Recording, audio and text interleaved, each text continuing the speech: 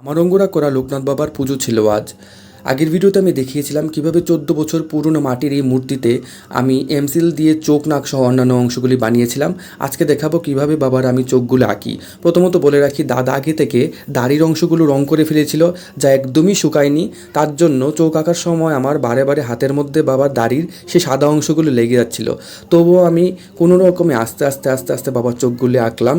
তবু ঠিকভাবে হয়নি, কারণ চোখগুলো টানতে সময় আমার হাতে রং প্রচুর পরিমাণে লেগে যায়।